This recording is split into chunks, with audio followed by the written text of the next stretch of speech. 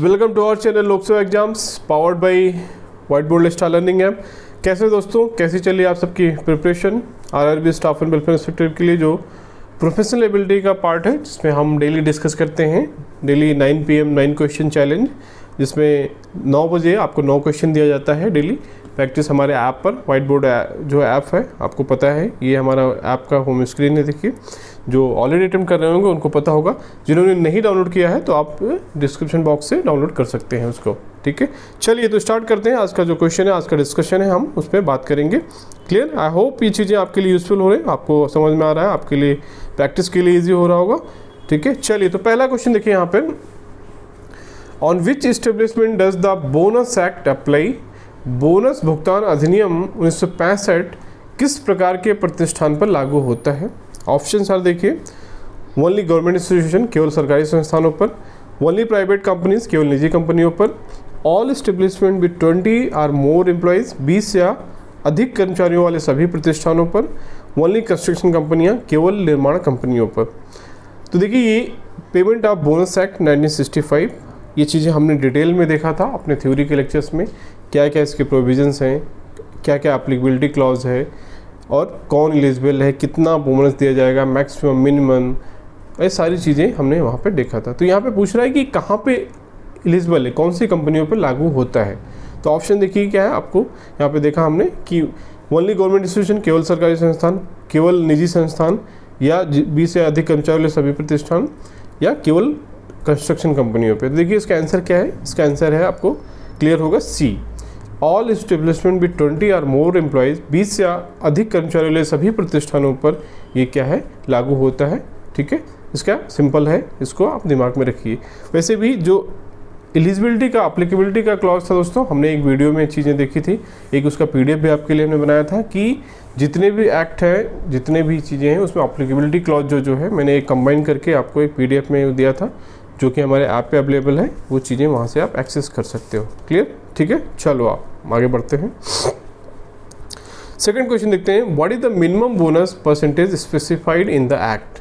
न्यूनतम बोनस कितने प्रतिशत निर्धारित किया गया है एज पर द जो पेमेंट ऑफ बोनस एक्ट जो है, बोनस भुगतान अधिनियम 1965? ऑप्शन देखिए, 5%, 8.33%, 10% एंड 12%। तो देखिए इसका आंसर क्या है, 8.33% is the minimum bonus as per the act. तो वो देना है, उसके लिए एक सीलिंग भी है, कितने बेस पे जो 8.33 कैलकुलेट होगा वो आगे हम देखेंगे, बट परसेंटेज कितना है, 8.33%, आपको ये ध्यान रखना है। चलिए अगला क्वेश्चन देखते हैं, what is the maximum bonus that can be paid under the payment of bonus act 1965? जो भुगतान बोनस अधिनियम 1965 के तहत अधिकतम बोनस कितना हो सकता है? Option are 10%, 12%, 20%, 25%। तो देखिए इसका आंसर क्या है, इसका आंसर है सी, 20%, राइट। तो 20% से ज़्यादा आप बोनस नहीं दे सकते हो, इवन दो कितना भी आपका प्रॉफिट हो, या ज़्यादा हो या कम हो, इट डजंट मैटर। क्लियर?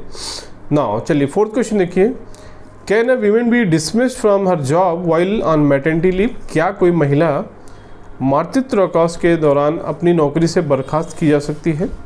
तो ये देखिए क्वेश्चन बेस्ड ऑन है जो मैटरनिटी बेनिफिट एक्ट है 1961, आपको पता है, मातृत्व लाभ अधिनियम 1961, जिसमें कि ये सारी चीज़ें कंडीशंस दी गई हैं कि किस कंडीशन में मैटरनिटी लीव मिलेगी, किस कंडीशन में मैटरनिटी लीव नहीं मिलेगी, राइट, और कितनी मैटरनिटी लीव, कितने मंथ्स होंगे, ये सारी चीज़ें वहाँ पर डिस्कस है कि 26 वीक्स होगा, कितने वीक्स होगा, कितने नहीं होगा।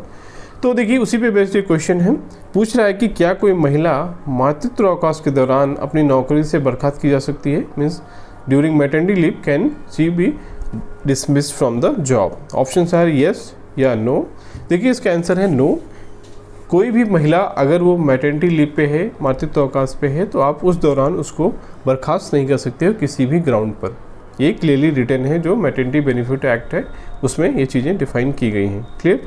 चलो अगला क्वेश्चन देखते हैं, which section of the act prohibit the dismissal of a woman during maternity leave? अधिनियम की कौन सी धारा मातृत्व अवकाश के दौरान महिला को नौकरी से निकालने से रोकती है? अभी हमने देखा कि आप महिला को निकाल नहीं सकते हैं, तो यहाँ पे सेक्शन पूछ रहा है। देखिए क्योंकि एग्जाम में जो आरआरबी का एग्जाम है, तो इसलिए इसमें सेक्शन भी पूछा जाता है, इसमें सेक्शन से क्वेश्चन आते हैं। तो ऑप्शन देखिए, सेक्शन 4, सेक्शन 5, सेक्शन 12, सेक्शन 21। तो सेक्शन 12 में जो है उसमें ये चीज़ मेंशन है दोस्तों, धारा 12 में, कि आप किसी भी महिला को, वो अगर मैटरनिटी लीव पे है उस दौरान आपको उसको नौकरी से निकाल नहीं सकते हो। ये सेक्शन 12 में ये चीज़ें हमने थ्योरी क्लासेस में अच्छे से देखा था, तो आप जाकर अगर चाहें तो वीडियोस उसको देख सकते हैं, रिवाइज कर सकते हैं। Clear? The answer is C, section 12। Clear? I hope ये चीज़ें समझ में आ रही हैं आपको। चलिए आगे बढ़ते हैं, अगला क्वेश्चन देखते हैं। 6th question, how many breaks for nursing is a women in sorry how many breaks for nursing is women entitle after returning to the work. काम पर लौटने के बाद महिला को स्तनपान कराने के लिए कितने अवकाश मिलते हैं? मान लीजिए कोई महिला मैटरनिटी लीव से वापस आती है, आपको पता है 26 वीक्स मैटरनिटी लीव मिलती है, उसके बाद वो क्या है वापस आती है, तो उसको क्या है बच्चों को फीडिंग कराने के लिए उसको नर्सिंग ब्रेक बोलते हैं, तो नर्सिंग ब्रेक मिलता है as per the maternity act. तो पूछ रहा है कि कितने नर्सिंग ब्रेक्स मिलते हैं, अलाउड है as per the act. Option देखिए 1, 2, 3 या नन, या कोई नहीं। देखिए इसमें जिसका आंसर है 2 as per the act, 2 nursing break मिलेगी। वो एडिशनल होगा जो भी लंच टाइमिंग, जो भी सुबह का टाइमिंग होता है या लंच ब्रेक होता है या टी ब्रेक होता है, उसके अलावा एक्स्ट्रा 2 नर्सिंग ब्रेक मिलेंगे, जिसका ड्यूरेशन कितना होगा 15 मिनट प्लस 5 मिनट्स आने जाने के लिए, कम्यूटेशन के लिए, और total duration means 20 minutes. 15 nursing break का ड्यूरेशन है, 5 मिनट आने जाने के लिए, तो टोटल कितना हो गया 20 मिनट्स। तो 2 ब्रेक मिलेंगे in addition to the existing जो भी ब्रेक्स है, जो भी लंच ब्रेक या टी ब्रेक्स है। क्लियर? अच्छा क्वेश्चन है, पूछ सकता है एग्जाम में, तो ये चीज़ें आपको ध्यान रखनी है। क्लियर है? चलिए अगला क्वेश्चन देखते हैं हम। 7th क्वेश्चन क्या है, what is the requirement for creche facility under the act as per the maternity benefit act है, वो है उसके अनुसार क्रेच सुविधा की आवश्यकता क्या है, मीन्स किस कंडीशन में आपको ये कंपनियों को क्रेच प्रोवाइड करना कंपलसरी है। ऑप्शन देखिए, इस्टेब्लिशमेंट विद 30 और मोर एम्प्लॉयज़, 30 से अधिक कर्मचारी होने चाहिए वहाँ पर। बी, इस्टेब्लिशमेंट विद 50 और more employees, right. See, establishment with 100 और मोर एम्प्लॉयज़, 100 या अधिक कर्मचारी। डी, इस्टेब्लिशमेंट विद 500 या मोर एम्प्लॉयज़, 500 या अधिक कर्मचारी। आपको पता है क्रेच क्या होता है? क्रेच एक फैसिलिटी होती है जहाँ पर एक फैसिलिटी बनाई जाती है, कमरे होते हैं और चीज़ें फैसिलिटीज़ होती हैं, जहाँ पर क्या है आप अपने 6 साल से कम बच्चे को, जो भी महिलाएं हैं, वर्किंग महिलाएं हैं, वो वहाँ पर ले जा सकती हैं, जहाँ पर केयर टेकर्स होते हैं, जो कि उसमें एक फैसिलिटीज़ भी होती है उनके बच्चों के खेलने के लिए, बच्चों को बेसिक जो इन्वायरमेंट है बच्चे के देखभाल के लिए, वो चीज़ बनाया जाता है, कंपनियों के द्वारा प्रोवाइड कराया जाता है, उनको मिल्क और वो सारी चीज़ें भी प्रोवाइड कराई जाती हैं। तो वही, बट वो ऐसा नहीं है कि किसी भी संस्थान में जहाँ पर मान लीजिए 10 महिलाएँ काम करती हैं या 10 हैं या 5 ही लोग हैं वहाँ पर, तो आप क्रेच कैसे बनाया गया वो एम्प्लॉयर, वो फैक्ट्री वाला कैसे बना सकता है मान लीजिए। तो वहाँ पर इसका रिक्वायरमेंट पूछ रहा है कि किस कंडीशन में क्रेच सुविधा मैंडेटरी है। तो ऑप्शन देखिए यहाँ पे देखा हमने, तो देखिए इसका आंसर है इस्टेब्लिशमेंट विद 50 और मोर एम्प्लॉयज़। मान लीजिए वहाँ पर 50 या 50 से अधिक महिलाएं हैं, काम करती हैं, तो उस कंडीशन में वहाँ पर क्या है क्रेच सुविधा आपको प्रोवाइड कराना है। 50 महिला कर्मचारी, टोटल कर्मचारी 50 नहीं, वहाँ पर 50 या उससे ज़्यादा महिला कर्मचारी हैं, तो आपको क्या है क्रेच सुविधा प्रोवाइड कराना है as per the maternity benefit act, जो मैटरनिटी बेनिफिट एक्ट है उसके हिसाब से। क्लियर? देखिए ये क्वेश्चन थोड़ा सा ट्रिकी भी, ये कई बार एग्जाम में आया भी है कि कभी कभी पूछ लेता है कि फैक्ट्रीज एक्ट जो है, फैक्ट्री अधिनियम आपको पता है 1948, वो भी हमारे सिलेबस में है, उसके अनुसार जो है क्रेच की जो एप्लीकेबिलिटी का है, वहाँ पर क्या है कंडीशन, वहाँ पे क्या है कि आप 30 या 30 से अधिक अगर वहाँ पर महिलाएं हैं, उस कंडीशन में भी आपको प्रोवाइड कराना है, 30 या 30 से अधिक के case. But maternity benefit act के हिसाब से 50 या 50 से अधिक महिलाएं हैं, उस केस में आपको वहाँ पर क्रेच सुविधा प्रोवाइड कराना है। तो ये थोड़ा ध्यान रखिए कि किस एक्ट के हिसाब से यहाँ पर क्वेश्चन पूछा जा रहा है, उस हिसाब से आपको उसका आंसर देना है। क्लियर? आई होप क्लियर है, इसमें कोई डाउट नहीं होगा। चलिए अगला क्वेश्चन देखते हैं यहाँ पे। 8th क्वेश्चन देखिए, what is the primary objective of maternity benefit act 1961। मातृत्व लाभ अधिनियम 1961 का मुख्य उद्देश्य क्या है? ऑप्शन देखिए, to provide financial aid to pregnant women, to regulate the employment of women before and after child birth, प्रसव से पहले और बाद में महिलाओं की नियुक्ति को नियंत्रित करना, to provide free medical care, निःशुल्क चिकित्सा देखभाल करना, टू इंक्रीज वीमेंस एम्प्लॉयमेंट, महिलाओं की रोजगार दर बढ़ाना। तो देखिए इसका आंसर है दोस्तों, to regulate the employment of women before and after child birth.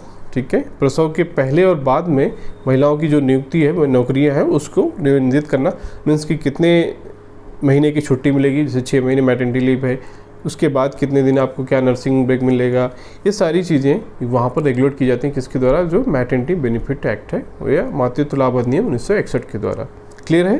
तो ये सारी चीज़ें उसके द्वारा गवर्न की जाती हैं, तो वही इसका क्वेश्चन था। तो क्लियर? चलो अगला क्वेश्चन देखते हैं। What is the minimum period of continuous employment required to claim maternity benefits? मातृत्व लाभ प्राप्त करने के लिए न्यूनतम लगातार कार्यकाल कितना होना चाहिए? क्वेश्चन समझ गए? क्वेश्चन सिंपली पूछ रहा है कि सपोज आप किसी कंपनी में कितने दिन कंटिन्यूस लगातार काम करें तो आप एलिजिबल होंगे मैटरनिटी जो है बेनिफिट के लिए। ऐसा नहीं है कि मान लीजिए आप 5 दिन पहले किसी कंपनी में ज्वाइन करते हैं तो आप उसमें अगर आप जो मैटरनिटी बेनिफिट है उसके लिए डिमांड करते हैं तो वो एलिजिबल नहीं है आप, क्योंकि उसका देखिए वही क्राइटेरिया पूछ रहा है। तो ऑप्शन देखिए क्या है, 60 डेज़, 80 डेज़, 100 डेज़, 120 डेज़। तो देखिए इसका आंसर है 80 डेज़ कि आप उस संस्था में जो पिछले जो है संस्था में जहाँ भी आप काम करती है कोई महिला मान लीजिए, मिनिमम 80 डेज़ जो पिछला 1 साल का ड्यूरेशन है उसमें मिनिमम 80 डेज़ आप कंटिन्यूस सर्विस किए हैं, तभी आप जो है मैटरनिटी लाभ किया, मैटरनिटी बेनिफिट के लिए एलिजिबल हैं। राइट? मान लीजिए आपने केवल 1 महीने काम किया वहाँ पर, उसके बाद इमीडिएटली आप क्या मैटरनिटी लाभ, मैटरनिटी बेनिफिट की डिमांड करते हैं, तो as per law, as per the act ये चीज़ें एलिजिबल नहीं है। क्लियर? अच्छा क्वेश्चन है, आपको याद रखना है कितना, 80 दिन, राइट? 80 डेज़, 80 डेज़ मिनिमम आपको क्या है, आपका मिनिमम कंटिन्यूस सर्विस होना चाहिए।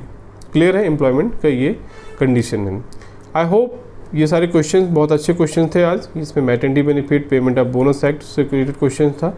तो आपके रिवीजन के लिए और फैक्चुअल जो है आप रिमेंबर करने के लिए ये चीज़ें यूज़फुल होंगी। I hope clear. चलिए, तो आई होप चीज़ें आपको समझ में आ रही होंगी।